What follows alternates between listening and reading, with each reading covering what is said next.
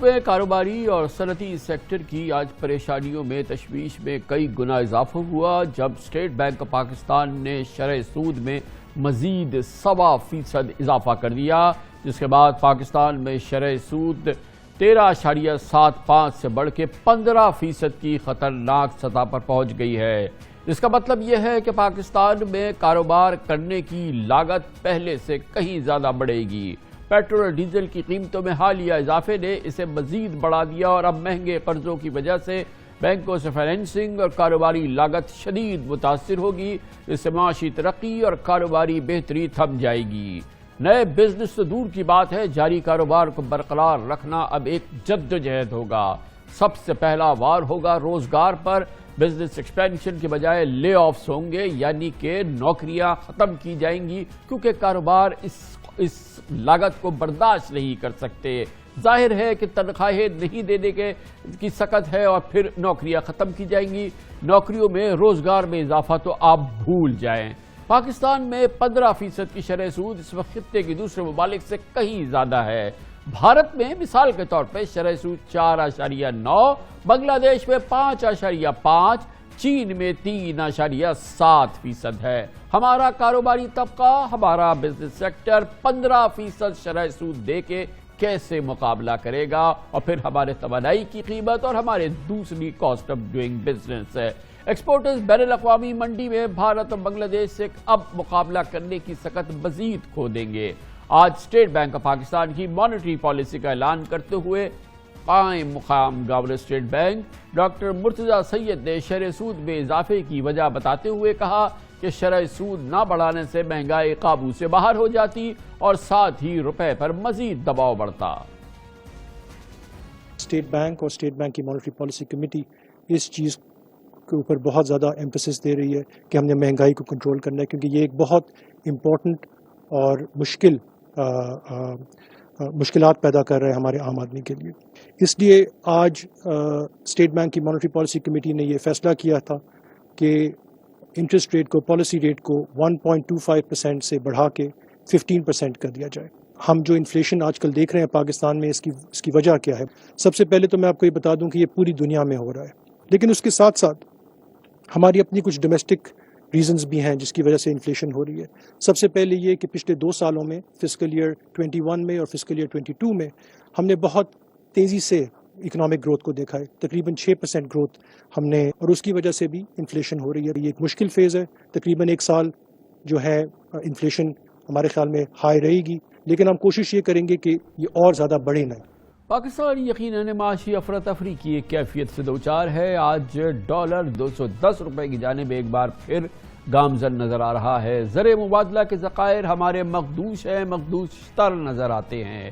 اس پوری صورتحال میں ایک اور بہت اہم معاملہ ہے کہ اسٹیٹ بینک آف پاکستان، یعنی کہ پاکستان کا مرکزی بینک، بغیر گورنر کے یا بغیر سربراہ کے کام کر رہا ہے۔ 2 ماہ سے پاکستان کا مرکزی بینک کا کوئی باپ نہیں ہے، یعنی کہ کوئی گورنر نہیں ہے، اور یہ وہ صورتحال ہے جو اسٹیٹ بینک کے متعلقہ قوانین بھی اجازت نہیں دیتے، جہاں پر صرف 1 ماہ کے لیے قائم مقام گورنر کی اجازت ہوتی ہے، اور جس کے لیے ڈپٹی گورنر جناب مرتضی سید کا تعین کر دیا گیا تھا۔ لیکن ابھی فی الحال اس پوری صورتحال کے باوجود اسٹیٹ بینک آف پاکستان کا گورنر نہیں ہے، یعنی کہ اس کی سمت کا تعین کرنے والا اور اس کا سربراہ نہیں ہے، اور یہ صورتحال یقیناً حیران اور پریشان کر دینے والی ہے۔ یہ اس وقت بھی ہے جب ملک میں مہنگائی کی شرح 21.3% ہے، جو پچھلے 13 سال کی بلند ترین سطح ہے۔ مئی کے مقابلے میں جون میں مہنگائی 6.3% بڑھ گئی، اور اب شہباز شریف صاحب کی حکومت کی جانب سے پیٹرولیم مصنوعات کی قیمتوں میں ہوش ربا اضافے کے اثرات آنے والے مہینوں میں سامنے آئیں گے اور مہنگائی مزید بڑھے گی۔ اس پس منظر میں آج قائم مقام گورنر اسٹیٹ بینک نے بتایا کہ آئندہ مالی سال پاکستان میں مہنگائی کی شرح 18 سے 20% رہنے کا امکان ہے۔ یاد رہے کہ حکومت پاکستان کے بجٹ، یعنی شہباز شریف کی حکومت کے بجٹ میں مہنگائی کی شرح 11% رکھی گئی تھی، اور آج اسٹیٹ بینک نے کہا کہ پاکستان میں مجموعی قومی پیداوار 4% رہے گی۔ اگر ایسا ہو جائے تو پتہ نہیں، بہت بڑا معجزہ ہوگا۔ لیکن بہرحال آج کی اس مہنگائی کی صورتحال اور پاکستان کس مہنگائی کی جانب بڑھ رہا ہے، اسٹیٹ بینک آف پاکستان نے کہا ہمارے خیال میں گروتھ اگلے سال فسکل ایئر 23 میں 3 سے 4% کے درمیان ہوگی. یہ ایک اچھا گروتھ ریٹ ہے. اس گروتھ ریٹ سے یہ ہوگا کہ اور انفلیشن بڑھنے کا رسک جو ہے وہ کم ہو جائے گا. اس کے ساتھ ساتھ انفلیشن کو ہم 18 سے 20% دیکھ رہے ہیں اگلے سال کے لیے, کیونکہ گلوبل کموڈٹی پرائسز بھی ہائی ہیں, اور ہم نے جو گورنمنٹ نے جو مشکل فیصلہ کیا ہے الیکٹرسٹی اور فیول پرائسز بڑھانے کا, جو کہ ایک ٹھیک فیصلہ ہے, اس کی وجہ سے یہ اب آپ کو ایئر آن ایئر نمبر 18 سے 20% ہی نظر آئے گا اگلے 12 مہینے. لیکن اگر ہم دیکھتے ہیں اگلی مانیٹری پالیسی کمیٹی میں اگر یہ پرائسز نیچے آتی ہیں تو ہم اس انفارمیشن کو دیکھیں گے, اور اگر ضرورت پڑی تو ہم اپنی انٹرسٹ ریٹس کو ایڈجسٹ کریں گے. اسٹیٹ بینک آف پاکستان نے ایکسپورٹ ری فائنانس اور لانگ ٹرم فائنینشیل فیزیبلٹی میں بھی تبدیلی کی ہے, اور اب ایکسپورٹ فائنانس اور LTFF پالیسی ریٹ 5% سے کم ہوں گے, یعنی کہ یہ بھی ایک دباؤ کی صورتحال ہے جو بزنس سیکٹر کے لیے ہے. آج کی اس ڈیولپمنٹ پہ بات کرنے کے لیے ہم نے دعوت دی ہے پاکستان کے نامور, ممتاز اور مستند ماہر معیشت اور سابق سیکرٹری جنرل خزانہ محترم ڈاکٹر وقار مسعود خان ہمارے ساتھ موجود ہے. بہت بہت شکریہ ڈاکٹر صاحب, آپ نے ہمیں جوائن کیا ہے. عجیب بات ہے کہ ملک میں اب شرح سود آج 15% ہو گئی ہے. کسی بھی ملک کے لیے یہ بڑی تشویشناک سطح ہے, لیکن ہمارے یہاں نہ حیرانگی تھی نہ لوگوں کو کوئی یہ غیر متوقع صورتحال نظر آ رہی تھی, یعنی کہ پاکستان اس معاشی ابتری کی کیفیت سے گزر رہا ہے کہ وہاں اتنی بھی سنگین خبروں کی جو ہے وہ بے حسی ہوتی ہے. لوگوں کو جو متعلقہ لوگ ہیں ان کو لگتا ہے کہ یہ تو اب جس حالت میں ہم ہیں تو ایسا ہی ہوگا. بہت شکریہ کامران صاحب. میرے خیال میں کچھ آوازیں ہیں, اور حیرت انگیز طور پہ سب سے پہلی آواز چند گھنٹوں کے بعد ہی بلومبرگ کی طرف سے آئی ہے, جس نے بہت حیرت کا اظہار کیا ہے کہ اتنا بڑا ایڈجسٹمنٹ کیا ہے سینٹرل بینک نے. اور آپ دیکھیں گے کہ بزنس کی طرف سے بھی بہت رد عمل آئے گا, اور اسٹاک مارکیٹ کی طرف سے بھی بہت رد عمل آئے گا. اور یعنی یہ تو ایک بالکل میکینیکل سی بات آپ نے کر دی. آپ دیکھیں کہ یعنی اگر آپ جو ایئر آن ایئر انفلیشن ہے جس کا بھی آپ نے ذکر کیا 21%, تو ابھی تو سال ختم ہوا ہے اور ایوریج انفلیشن اس میں 12% ہے جون کو جو ختم ہوا ہے. اور اس کو پھر پروجیکٹ کرنا کہ وہ 12 سے 18, ایک تو دیکھیں 12 سے 18% کی جو رینج کہنا, یہ مطلب کیا بتا رہے ہیں آپ ہیں, مطلب اتنا بڑا آپ کا ٹارگیٹ جو ہے اس میں اس رینج کے اندر آنا. پھر یہ کہ ابھی تو مطلب پاکستان کا میکرو اکنامک پلان جو ہے NEC نے اپروو کیا ہے, جس میں 11.5% کا انفلیشن ہے. آپ کہہ رہے ہیں کہ یہ 18% ہوگا. کیا ہوا ہے؟ اور دیکھیں یہ جو 21% کا آیا ہے, یہ ہمیں معلوم ہے کہ بالکل یعنی غیر معمولی ایڈجسٹمنٹ ہوا ہے آپ کی پیٹرولیم پرائسز کے اندر, اس کا اثر آیا ہے. وہ بار بار تو نہیں ہوگا, وہ تو ہم نے ایک مس اسٹیپ کر لیا تھا مارچ کے اندر اور ان کو نہیں بڑھایا تھا. اب ایک دم سے آپ کو ان کا ایڈجسٹمنٹ کرنا پڑا, تو اس کی وجہ سے آپ مطلب پوری گویا ڈاکٹر صاحب آپ کی تجربے اور آپ کی اس گفتگو سے میں یہ نتیجہ اخذ کر رہا ہوں کہ یہ اتنا زیادہ ایک دم شرح سود میں اضافہ بلا ضرورت ہے, اور اس کے انتہائی سنگین نتائج مرتب ہوں گے پاکستان کی مجموعی صورتحال میں, جہاں پہلے ہی کاسٹ آف ڈوئنگ بزنس بہت زیادہ خراب ہے. اور ظاہر ہے کہ کاروبار کے لیے یہ فائنینسنگ, اور پھر اب جو انہوں نے آلریڈی اس حوالے سے بورنگز کی بھی ہیں, جو پائپ لائن میں پروجیکٹس ہیں, یہ ساری چیزوں کے لیے پاکستان کی معیشت کو اس سے بہت بڑی زک پہنچے گی. اور پھر اس سنگین معاشی صورتحال میں روزگار کے مواقع اور یہ تمام معاملات پر یہ ایک بڑی سنگین زک لگائے گا, یہ جو آج کا فیصلہ ہے. جی آپ نے تعارفی کلمات میں بھی یہ بات کہی, اور میں آپ سے متفق ہوں کہ یہ اس سے انویسٹمنٹ کو زد پہنچے گی. کوئی انویسٹمنٹ نہیں ہوگا. حکومت کی بوروئنگ پہ تو کوئی اثر نہیں پڑے گا. حکومت کی تو demand for borrowing is in elastic. وہ اس کو اگر آپ 50% بھی لے جائیں گے وہ اتنا ہی بورو کرے گی, اس کی ضروریات ایسی ہیں. تو جو جس ڈیمانڈ کو آپ روکنا چاہتے ہیں وہ تو سوائے اس کے کہ حکومت اس پہ قابو پائے اور اس کو کم کرے وہ نہیں ہوگا. اب آپ اس کے علاوہ آپ کو یہ دیکھنا چاہیے کہ جناب یہ جو آپ کی اگر انڈسٹری بند ہوتی ہے اس کو ذوف پہنچتا ہے، آپ کی ایکسپورٹس کو ذوف پہنچتا ہے، تو آپ کی بیلنس آف پیمنٹ ویسے بھی اور خرابی کی طرف جائے گی۔ تو ہم جو ہے اتنی زیادہ، اب دیکھیں 2 مانیٹری پالیسیز کے درمیان میں تقریباً 3% کا جو ہے اضافہ ہو گیا ہے، تو یہ تو بہت بہت بہت سخت اقدام ہے۔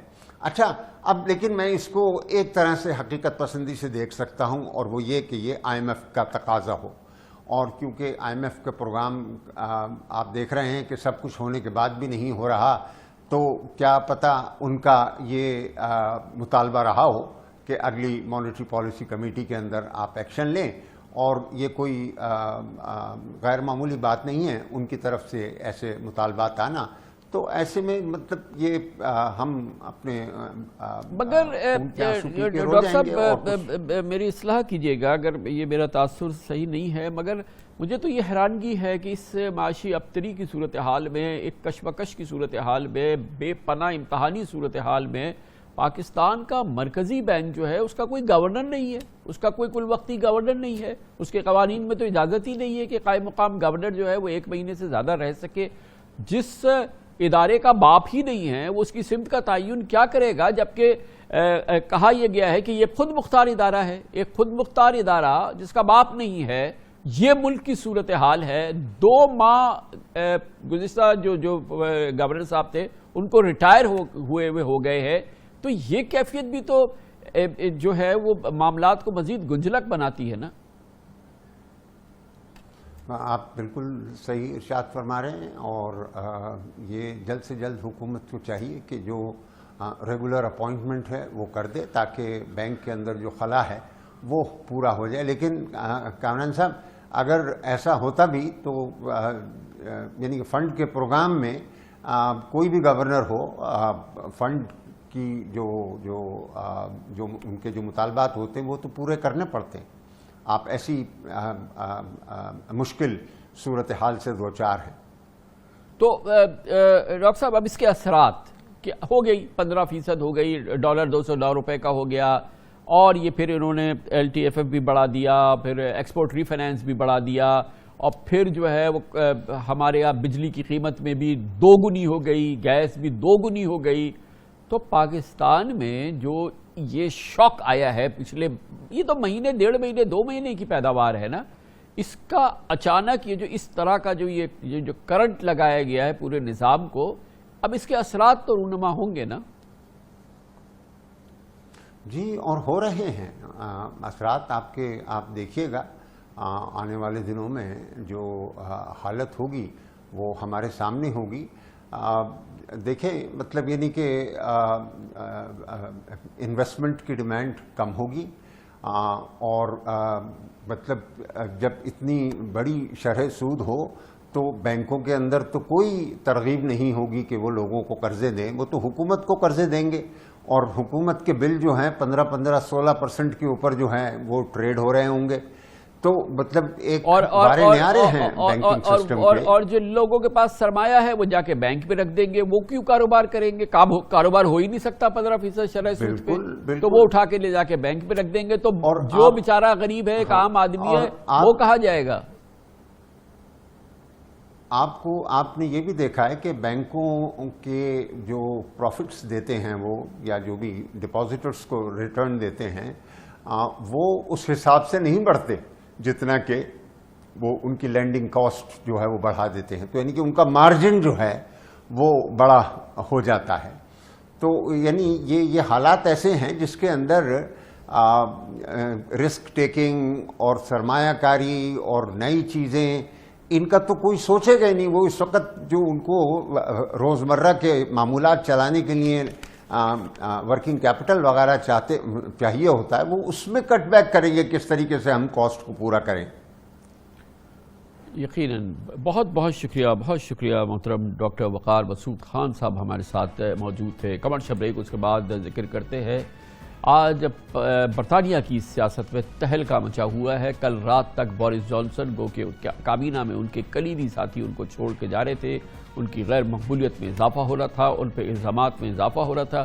وہ کہتے تھے کہ وہ کسی صورت میں اقتدار نہیں چھوڑیں گے, مگر آج انہوں نے اچانک فیصلہ کیا کہ وہ اپنے عہدے سے استعفیٰ دے دیں گے.